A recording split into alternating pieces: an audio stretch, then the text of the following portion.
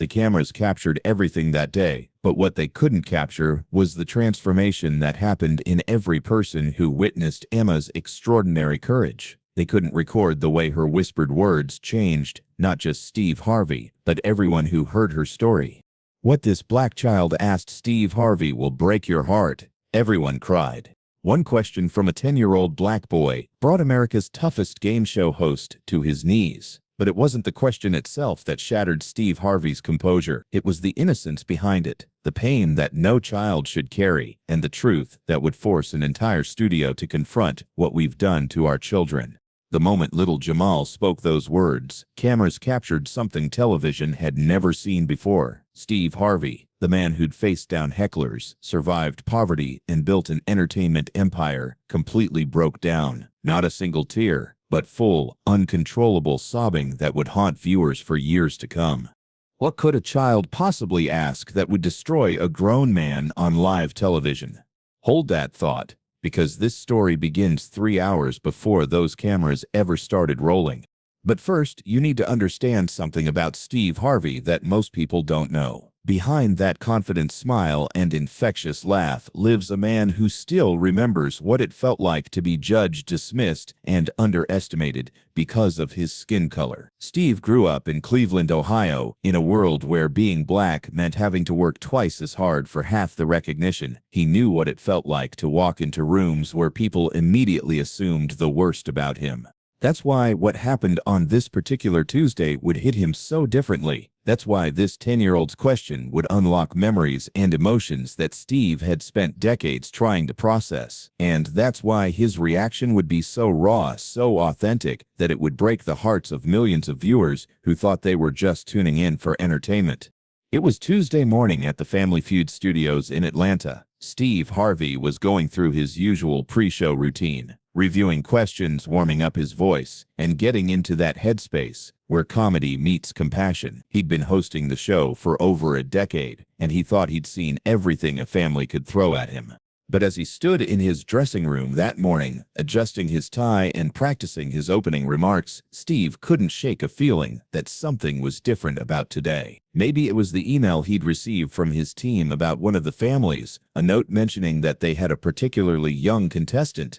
Maybe it was the dream he'd had the night before about his own childhood. Or maybe it was just the way the morning light hit his face in the mirror, reminding him of all the years that had passed since he was a young black man trying to make it in comedy. Steve Harvey's journey to this moment hadn't been easy. He'd been homeless, sleeping in his car while chasing his dream of becoming a comedian. He'd faced rejection after rejection, not just because he wasn't funny enough, but because club owners didn't think audiences would connect with a black comedian from Cleveland. He'd been called names that no human being should ever hear. He'd been followed in stores, questioned by police for walking in his own neighborhood, and treated like a threat simply because of his skin color. But Steve had also learned something powerful along the way. He'd learned that his experiences, painful as they were, gave him a unique ability to connect with others who felt unseen, unheard, or undervalued. His success wasn't just about entertainment. It was about representation, about showing the world that black excellence was real and deserving of respect.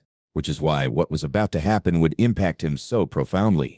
The Washington family from Detroit had won their spot on the show after months of auditions. They were your typical American family. Grandmother Ruby, who held everyone together with prayers and wisdom. Mother Denise, who worked 2 jobs to make ends meet. Teenage daughter Ashley, who dreamed of college. And 10-year-old Jamal, who was wise beyond his years.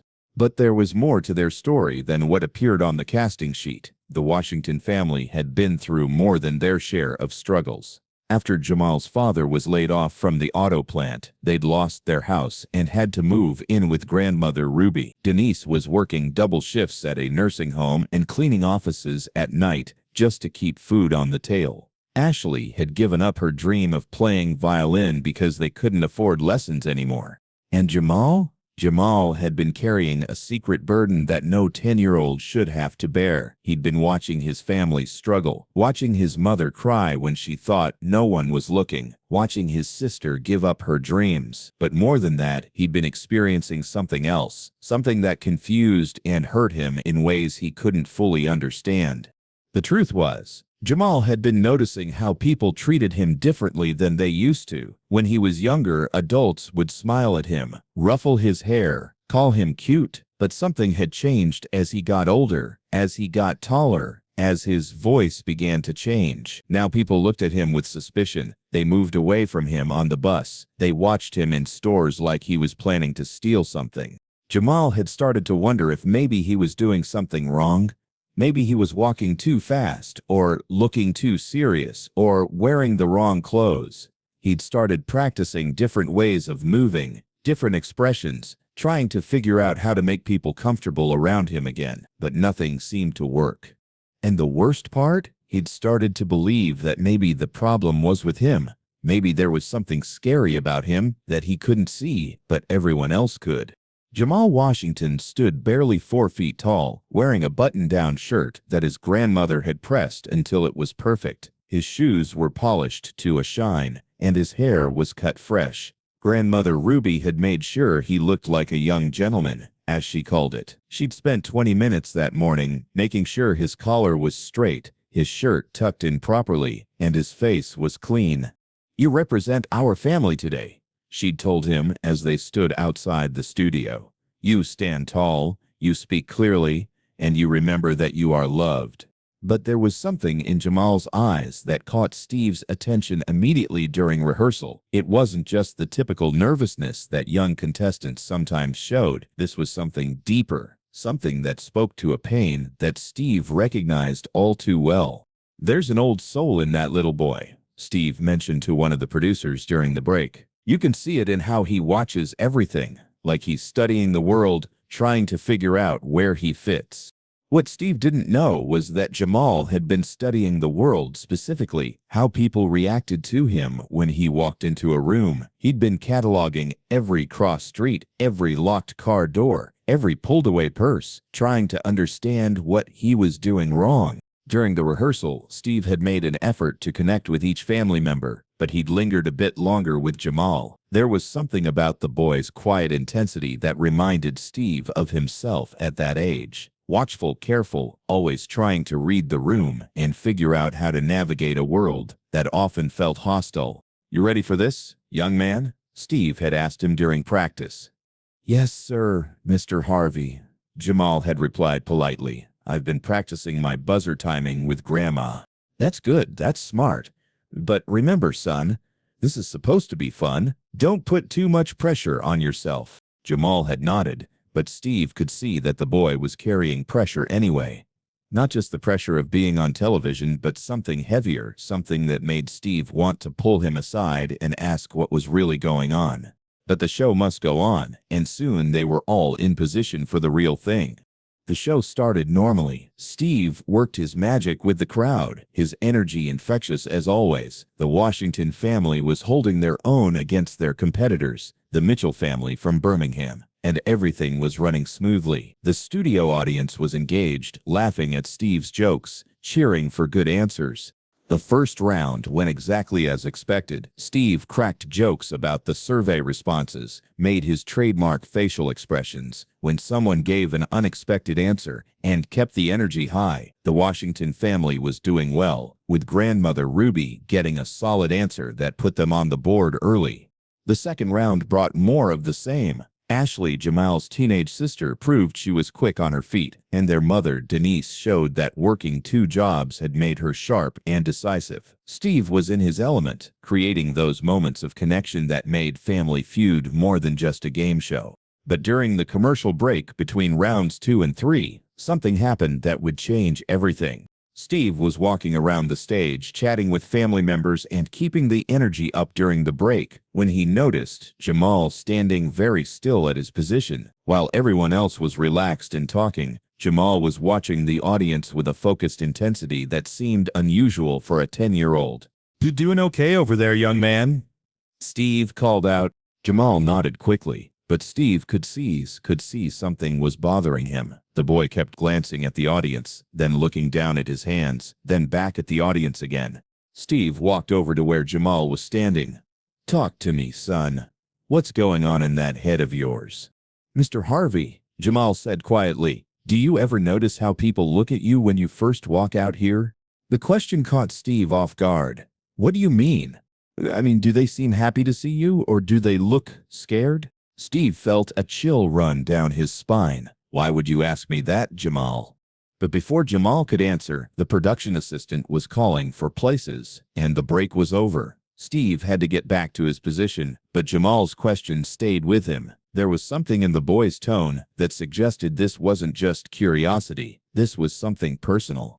The third round began, and that's when everything changed forever. The question seemed innocent enough. Name something that makes a child feel safe. It was the kind of wholesome question that Family Feud was known for, the type that usually brought out heartwarming answers about family, home, and love. Steve was expecting responses like their parents, their bedroom, or a favorite toy. Ashley, Jamal's sister, had just buzzed in first and given what would turn out to be the #1 answer, being with family. The Washington family was celebrating, ready to play for the points, when Steve noticed something that made him pause mid-celebration. While his family was cheering around him, Jamal had gone completely still. His small hands were gripping the podium so tightly that his knuckles had turned white, and he was staring at Steve with an intensity that was impossible to ignore. There were tears forming in his eyes, but they weren't tears of excitement or overwhelming emotion from being on television. These were different. These were the tears of someone remembering something painful, someone who had a very different understanding of what it meant to feel safe than what the survey question assumed. Steve's paternal instincts kicked in immediately. He'd raised children of his own, and he recognized that look. That was the look of a child who had something to say, but wasn't sure if it was safe to say it. That was the look of someone carrying a burden too heavy for their small shoulders. Hold up, Steve said, setting down his cards and walking directly to Jamal. The studio audience was still celebrating Ashley's answer, but Steve's focus was entirely on this little boy who clearly needed attention. The production team in the booth was probably wondering why Steve was stopping the flow of the show, but in that moment, Steve didn't care about flow or timing or protocol. He cared about a child who was obviously hurting. Jamal, Steve said softly, kneeling down to the boy's level. You okay, son? The studio was still buzzing with energy, but something in Steve's tone made everyone start to quiet down. The other family members looked over with concern, and even the competing Mitchell family sensed that something was happening. Grandmother Ruby stepped forward slightly, her maternal instincts telling her that her grandson needed support. Denise, Jamal's mother, looked worried and confused. Ashley stopped celebrating and turned her full attention to her little brother. Jamal looked up at Steve, and in that moment, the veteran host saw something that stopped him cold. It wasn't just sadness in the boy's eyes. It was fear, confusion, and a depth of hurt that no 10-year-old should ever have to carry. It was the look of someone who had been carrying a secret for too long, someone who needed permission to speak their truth. Mr. Harvey, Jamal said, his voice barely above a whisper. Can I ask you something? Of course, son. You can ask me anything. The studio had fallen completely silent now. 200 audience members leaned forward in their seats, sensing that something important was about to happen. The cameras kept rolling, but everyone from the crew to the competing family understood that this had moved beyond entertainment into something much more real and raw. Jamal took a deep breath, looked directly into Steve's eyes, and asked the question that would change everything. Why do people cross the street when they see me coming? The silence that followed was deafening. Steve felt like he'd been punched in the stomach, like all the air had been sucked out of the room. Of all the questions he might have expected from a 10-year-old on a game show, this wasn't one of them. This was the question of a child who had been forced to confront racism before he even understood what the word meant. In that moment, Steve Harvey wasn't just a game show host anymore. He was a black man who remembered being 8 years old and asking his mother a similar question. He was a father who had dreaded the day he'd have to explain to his own children why the world might treat them differently. He was a successful entertainer who had broken barriers, but knew that barriers still existed for children like Jamal. What did you say, son? Steve asked, his voice catching slightly, hoping he had misheard. Why do people cross the street when they see me coming? Jamal repeated, louder this time, his voice gaining strength as he finally gave voice to the question that had been eating at him for months. Is it because I'm black? Is it because they think I'm going to hurt them? Because I don't understand why they're scared of me when I'm just trying to walk to school? The studio erupted in gasps. Several audience members brought their hands to their mouths in shock. Others began crying immediately, understanding in that instant the weight of what they were witnessing. The competing Mitchell family looked stunned, their own children suddenly seeing the world through different eyes. Even the crew members who had seen thousands of hours of television had never witnessed anything like this.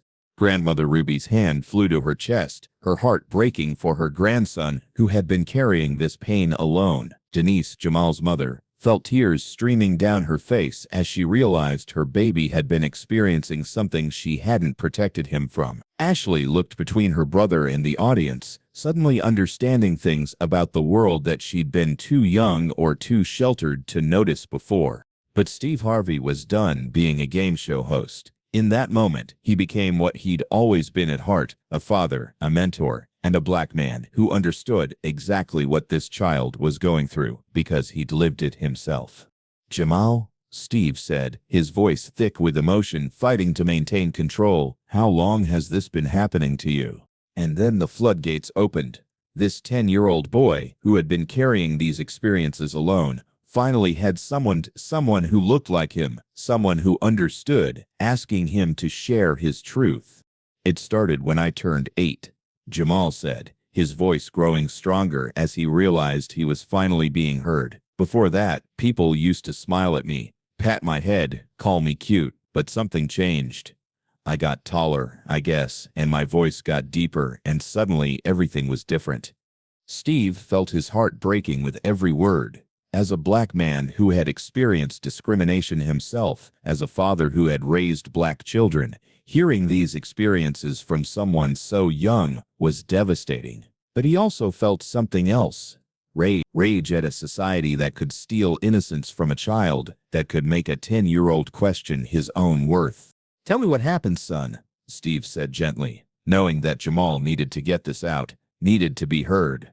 Now, when I walk into stores, security guards follow me, Jamal continued, tears flowing freely, now but his voice remaining steady. When I'm playing in the park, parents pull their kids away from me. Last week, a lady saw me walking behind her, and she started running. She was actually running away from me, Mr. Harvey, and I was just walking home from the library with my backpack full of books. The audience was completely silent except for the sound of crying. People were openly weeping, not just for Jamal, but for every black child who had experienced this, for every parent who had to prepare their children for a world that might judge them before it knew them. And you know what the worst part is? Jamal continued, his voice breaking but his words clear. I started thinking maybe they're right. Maybe there is something wrong with me. Maybe I am scary, even though I've never hurt anyone. Even though I help old ladies with their groceries and I say please and thank you and I make good grades. Steve could feel his own composure cracking. This child was articulating experiences that Steve himself had faced, fears that Steve had harbored, questions that had plagued him throughout his own childhood and even into adulthood. I started practicing different ways to walk, Jamal said, demonstrating a deliberately slow, non-threatening gait. I started keeping my hands where people could see them all the time. I started smiling at everyone, even when they looked afraid of me, thinking maybe if I was friendly enough they wouldn't be scared. Steve's chest was tight with emotion. He recognized these survival strategies, these accommodations that black children learn to make to navigate a world that viewed them with suspicion. But none of that matters when people see my skin color first, Jamal concluded, looking directly at Steve with eyes that held too much wisdom for someone so young. They don't see that I'm just a kid who likes reading and video games and helping my grandma cook Sunday dinner. They just see. I don't know what they see, but it scares them. The studio was completely silent except for the sound of crying. Audience members were openly weeping. The competing family had tears in their eyes. Even the hardened camera operators, who had seen every kind of television moment imaginable, were struggling to maintain their composure.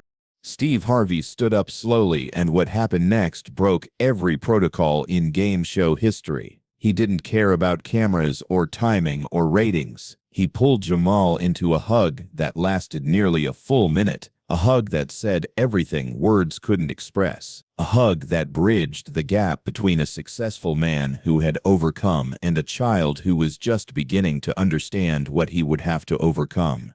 "Jamal?" Steve said, his voice barely controlled, pulling back to look the boy in the eyes. "Listen to me very carefully. There is nothing wrong with you. There is nothing scary about you. You are a beautiful, intelligent, wonderful young man. And anyone who treats you differently because of your skin color has a problem in their heart, not you."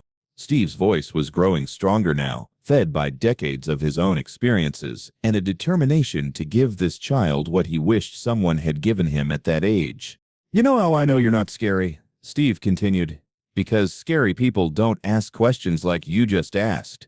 Scary people don't worry about making others comfortable. Scary people don't help their grandmothers with groceries or carry books home from the library. You, son, are the opposite of scary. You are thoughtful and kind and brave."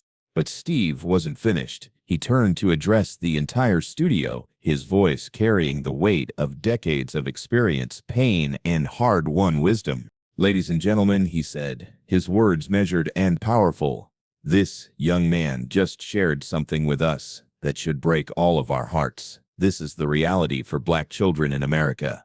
10 years old, and he's already been taught to question his own worth because of how others see him." He walked back to Jamal and placed his hands on the boy's shoulders. "Son, I want you to understand something. The problem isn't with you. The problem is with a society that teaches people to fear what they don't understand. But you know what? You're going to help change that." Steve reached into his pocket and pulled out his business card, something he had never done in decades of hosting. "Jamal," he said, "I want you to have this. And I want you to know that you've got family now. You've got me. You've got everyone in this studio. And you've got millions of people watching who are going to see you for exactly what you are. A bright, beautiful child who deserves all the love and respect in the world." The studio erupted in applause that lasted nearly 5 minutes. It wasn't game show applause. It was the sound of hearts breaking and healing at the same time. But then something magical happened. Steve made a decision that defied every producer's expectation. "You know what we're going to do," he announced. "We're going to finish this game, but both families are playing for Jamal now. Every point, every dollar, every moment of joy we create here is for this young man and every child like him." Both families immediately agreed. The competition became collaboration. The Washington family and their opponents joined forces, cheering for each other's answers, celebrating together, creating a moment of unity that transcended the traditional game format. When it was Jamal's turn to answer, Steve asked him, "Name something that makes you feel proud." Without hesitation, Jamal answered, "Being black and being me." The answer wasn't on the board, but Steve didn't care. "Show me being black and being me," he called out, and miraculously, the number one answer appeared. The studio exploded in celebration as both families lifted Jamal up in pure joy. The episode aired 4 months later and became the most watched Family Feud episode in television history. But more importantly, it sparked a national conversation about childhood innocence, racial bias, and the responsibility adults have to protect all children.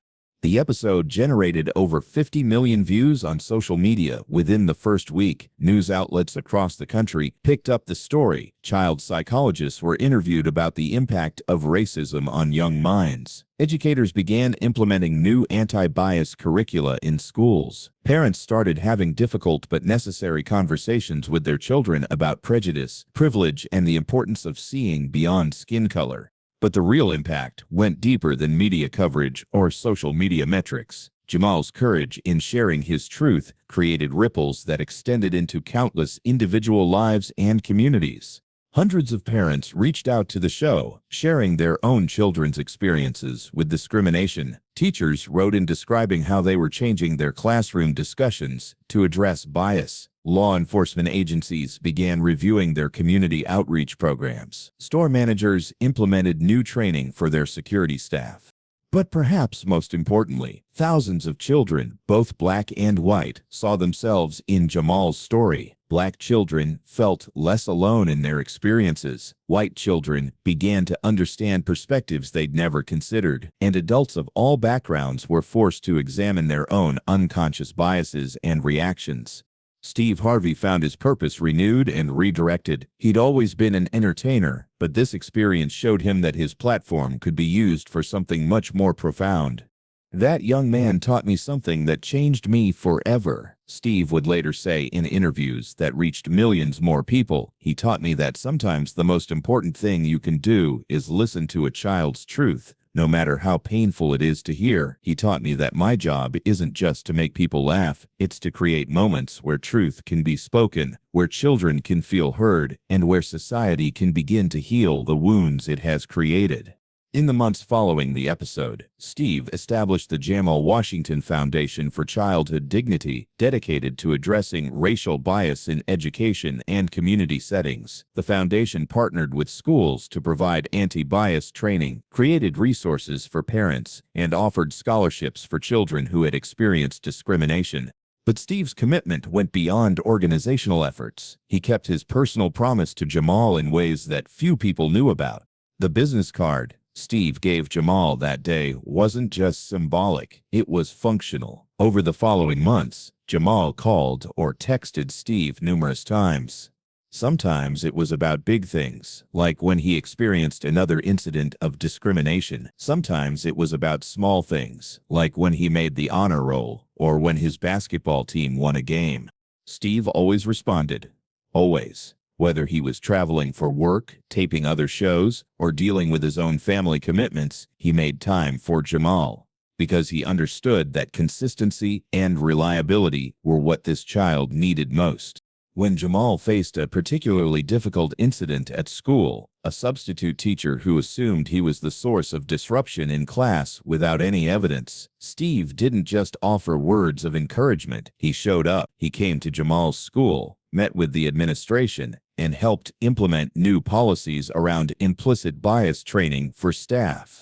When Jamal's family faced financial difficulties that threatened their housing situation, Steve quietly helped in ways that preserved their dignity. He didn't just write a check, he connected them with resources, helped Denise find better employment, and ensured that Jamal's educational needs were met.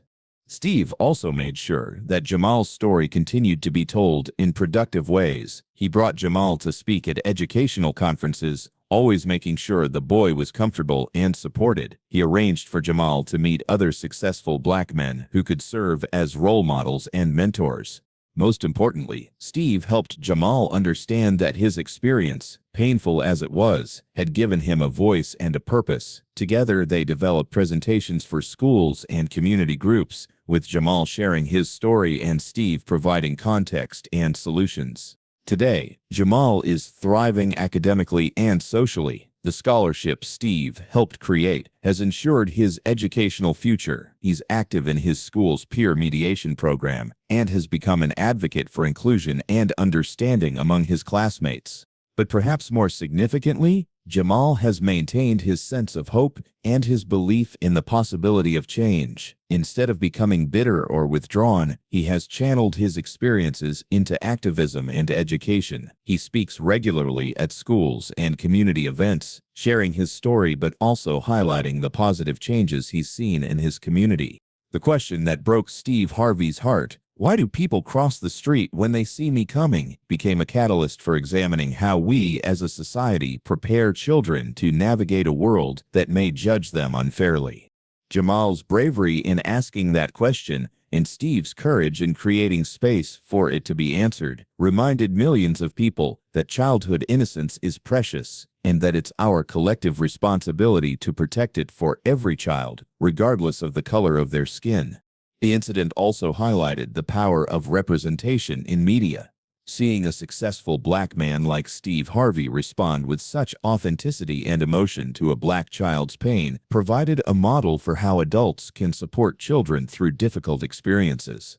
Educational researchers who studied the episode's impact found that it led to measurable changes in how racial issues were discussed in classrooms across the country. Children who watched the episode with their families were more likely to engage in conversations about fairness and equality. Teachers reported increased awareness of how their own unconscious biases might affect their interactions with students. But beyond the statistics and studies, the most important outcome was what happened to the relationship between Steve and Jamal. What began as a moment of crisis became a lasting bond that has enriched both of their lives. Steve often says that Jamal taught him as much as he taught Jamal. That young man showed me what real courage looks like, Steve reflects. He showed me that sometimes the bravest thing you can do is ask a question that everyone else is afraid to hear the answer to. The episode has become required viewing in many journalism, education, and social work programs as an example of how to handle sensitive topics with grace and authenticity. It's studied in communications courses as a masterclass in genuine human connection transcending the boundaries of entertainment.